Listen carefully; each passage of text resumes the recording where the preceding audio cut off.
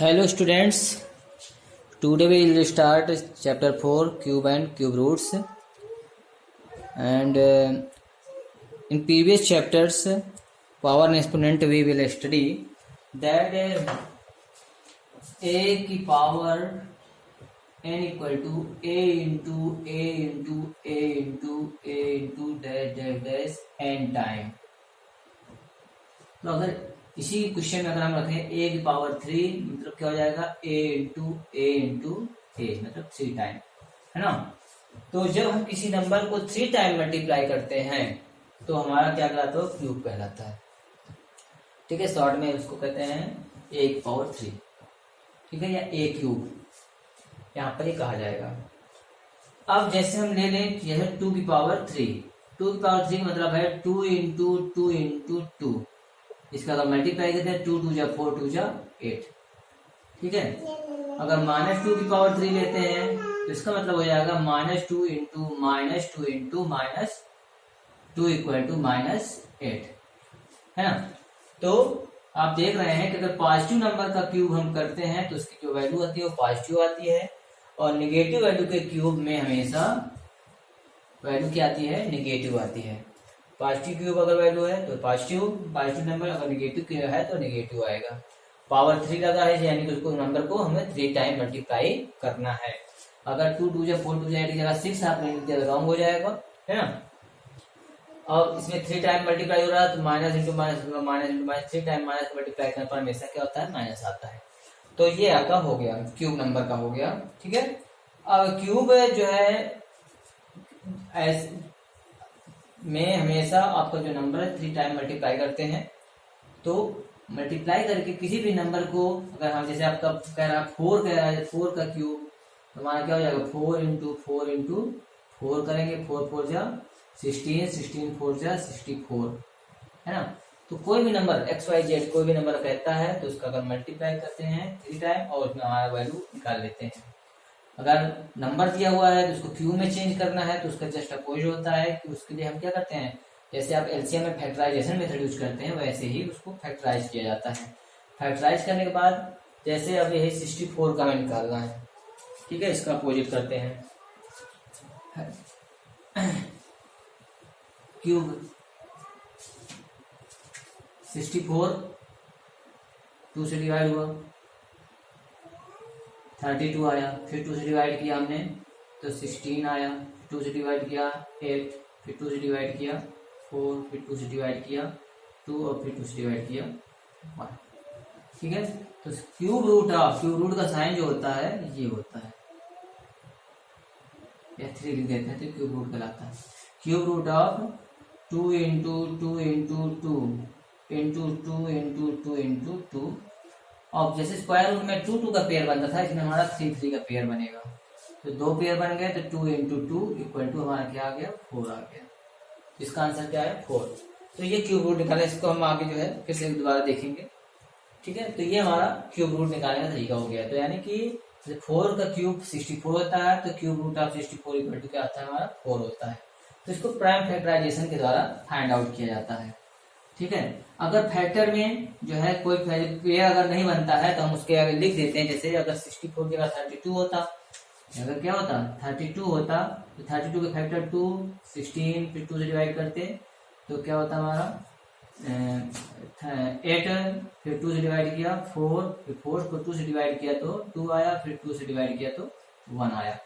32 के फैक्टर क्या बने हमारे 2 into 2 into 2 into 2 into 2 into बस 5 टाइम।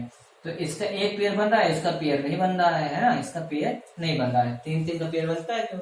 तो इसको लिखेंगे कि 32 is not a cube number, this is not cube number या परफेक्ट क्यूब। यहाँ पर हम लिखेंगे 32 is not a perfect cube. 64 के पेयर बन रहे थे तो उसको हम लिख सकते हैं कि 64 इज अ परफेक्ट क्यूब। समझ में आ गया होगा। चलिए आगे देखते हैं, कुछ नंबरों को हम क्यूब करके देखते हैं कैसे किया जाता है, ठीक है। और मैं तो कहूंगा कि आप जो अपने कॉपी में नोट कर ले 1 से लेकर 15 तक का क्यूब। 1 का क्यूब इक्वल टू होता है 1 इंटू 1 इंटू 1 इक्वल टू 1। 2 का क्यूब इक्वल टू होता है 2 इंटू 2 इंटू 2 इक्वल टू 8, ठीक है। 2 इंटू 2 इंटू 2 2 2 जा 4 2 जा 8, फिर 3 का क्यूब इक्वल टू होता है 3 इंटू 3 इंटू 3, 3 3 9 3 27। फिर 4 का क्यूब होता है, थोड़ा और पास, चलिए 4 का क्यूब इक्वल टू 4 इंटू 4 का cube 4 into 4 into 4 equal to 64। 5 का cube equal to 5 into 5 into 5 equal to 5 5 जा 25 एंड 25 5 जा 125। 6 का cube equal to 6 into 6 into 6 equal to हमारा 216, ठीक है। 36 216। फिर 7 का cube equal to 7 into 7 into 7 equal to 343। फिर 8 का क्यूब होता है आपका 8 इंटू 8 इक्वल टू 512। फिर 9 का cube equal to 9 into 9 equal to 729। और 10 का cube equal to 10 into 10 equal to 1000। अब इन क्यूब को अब मैंने 10 तक लिखा है, आप 15 तक लिख लीजिएगा। 1 2 3 4 5 6 7 8 9 10 15 तक लिख कर उसको लर्न भी कर लेंगे तो आपके लिए ज्यादा बेटर रहेगा। चलिए इसमें पैटर्न एक देखते हैं जो आपको जानना जरूरी है क्योंकि क्वेश्चन सॉल्व कभी कभी आ जाता है। देखिए 1 का क्यूब करने पे लास्ट में 1 आता है, ठीक है। 1 का क्यूब करने पे लास्ट में 1, ठीक है। 4 के क्यूब करने पर लास्ट में 1 प्लेस पे आपका क्या आता है 4 आ रहा है। 5 वाले में 5 आ रहा है, 6 वाले में 6 आ रहा है, 8 और जो है 9 वाले में 9 आ रहा है और 0 वाले में 0 आ रहा है। तो ये आपके नंबर हैं।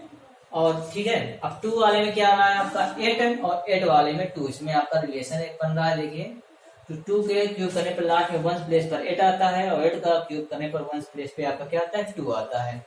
इस पर 3 वाले में हमारा एक रिलेशन बन रहा है। देखिए कि 3 के क्यूब करने पर हमारा 27 आ रहा है, इसका 1 प्लेस क्या है 7 है और 7 का क्यूब करने पर उसके 1 प्लेस पे क्या आ रहा है 3 आ रहा है। 3 के क्यूब में 7 और 7 के क्यूब में 3 आ रहा है। ये इनमें एक रिलेशन है, पैटर्न टाइप का है जो आप लोग थोड़ा ध्यान रखेंगे। और इसमें जिन्होंने राउंड लगाया हुआ है 1 का क्यूब के लास्ट में हमेशा 1 आएगा, ठीक है।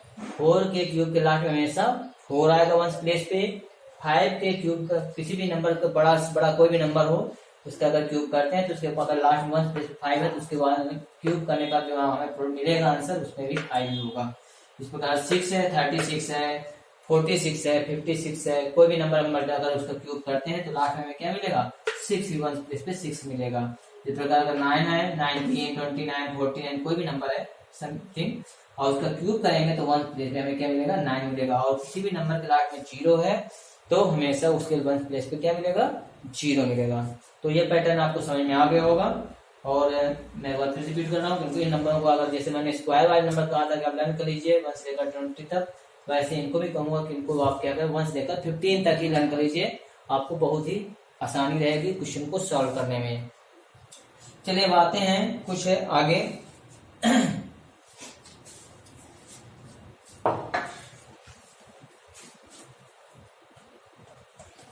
प्रॉपर्टी ऑफ क्यूब, चलिए कुछ पैटर्न देखते हैं और प्रॉपर्टी ऑफ क्यूब में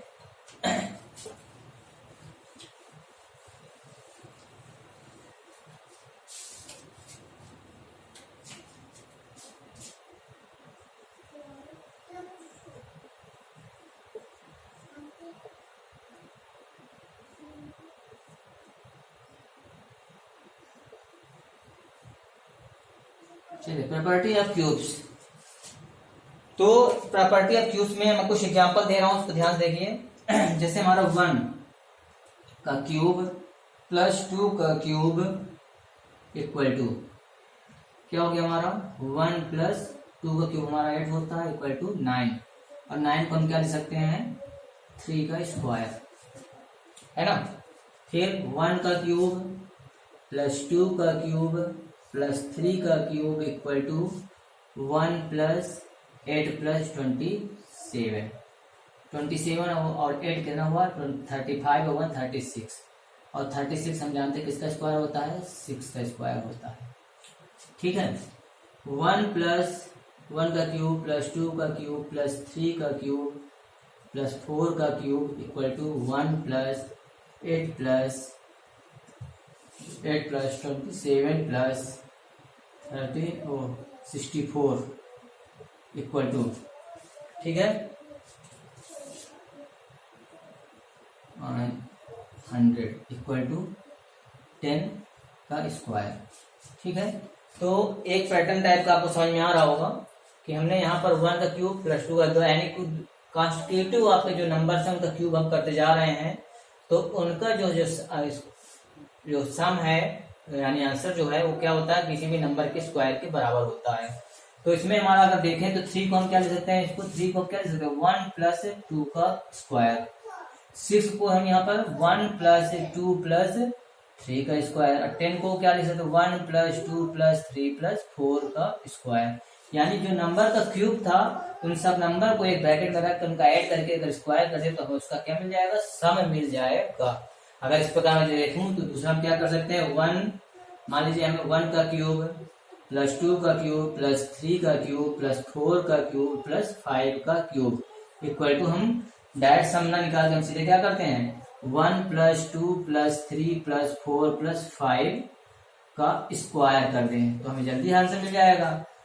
ठीक है ना, 2 and 1 3, 3 and 6, 6 और 4 क्या हुआ आपका 6 और 4 10, 10 और 5 15, 15 का स्क्वायर हमें लन है क्या होगा 225। तो हम इसका आंसर जो हमें ऐड, इसको हमने अलग अलग लिख रहे थे ऐड कर रहे थे तो ना करके हम डायरेक्ट इसको ऐसा लिख सकते हैं। इसकी फर्स्ट प्रॉपर्टी है, यानी कि हम क्यूब को कॉन्स्टिट्यूटिव क्यूब को हम किसी भी स्क्वायर में उसके उन्हीं के स्क्वायर में हम रिप्रेजेंट कर सकते हैं। दूसरा एग्जांपल देखिए मैं, ठीक है, दूसरे एग्जांपल से आप देखिए जैसे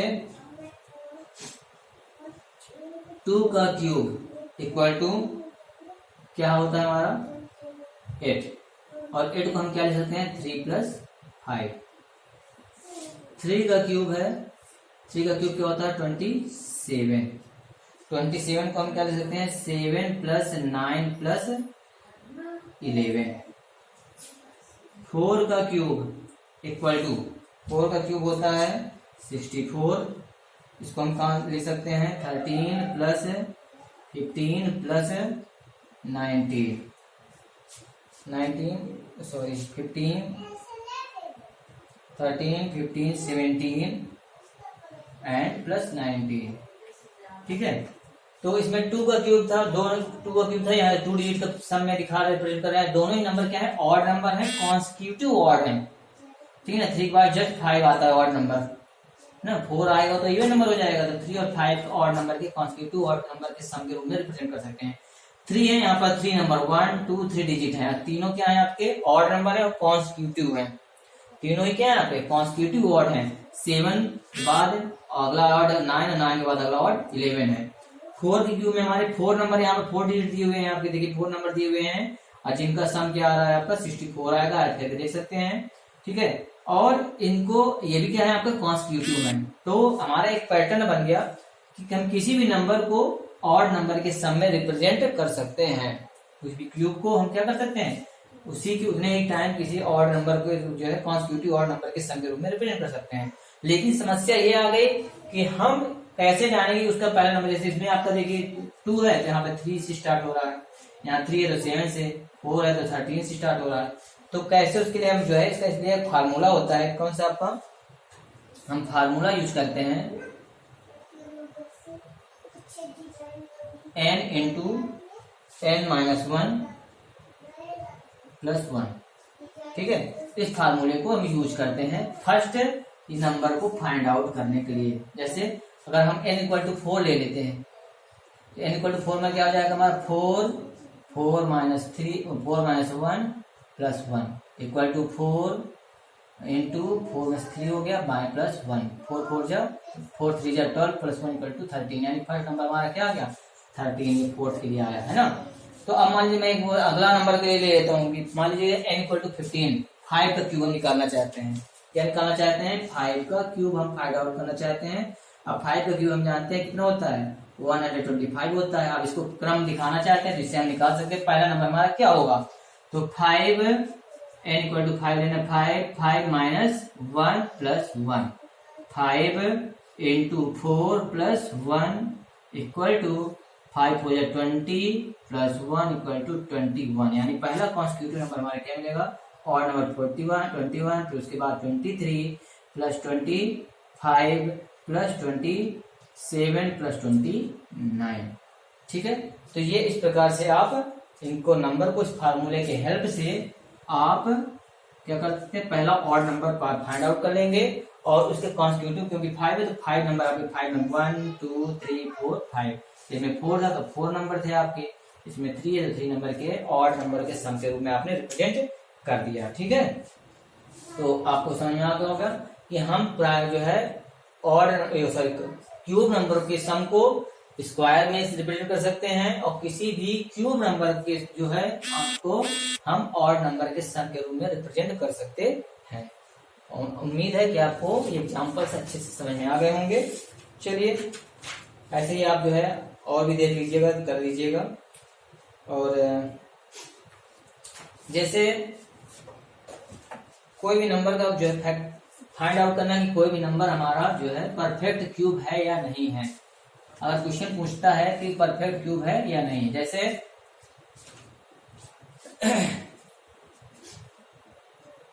800 क्वेश्चन है, इज 800 अ परफेक्ट क्यूब। ठीक है, क्वेश्चन है हमारा, मान लेते हैं कि 800 हमारा परफेक्ट क्यूब है या नहीं है। तो हम 800 के फैक्टर निकालेंगे। 800 के फैक्टर पहले 2 से डिवाइड होगा, 2 4 जा, फिर 2 से डिवाइड करेंगे 2 जा, फिर 2 से डिवाइड करेंगे 1 जा, फिर 2 से डिवाइड करेंगे 50, फिर 2 से डिवाइड करेंगे 25, फिर 2 से डिवाइड करेंगे 5 से डिवाइड करेंगे 5, फिर 5 से डिवाइड करेंगे तो 1। ठीक है, तो 800 के फैक्टर क्या बन रहे हैं हमारे, 2 into 2 into 2 into 2 into 2 into 2 1 2 3 4 5 1 2 3 4 5 और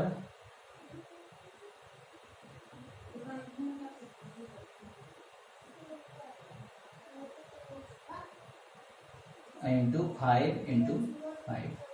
ठीक है, तो इसमें हमारा इसका पेयर बन रहा है और बाकी 1 2 3 4 5 डिस्टर्ब।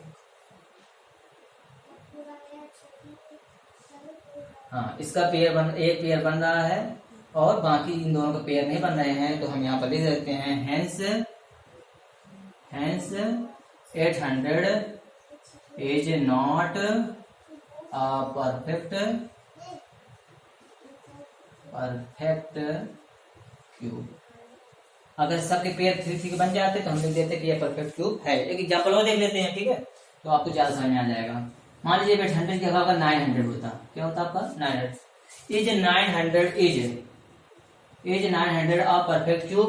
क्वेश्चन है हमारा, फाइंड आउट करना है।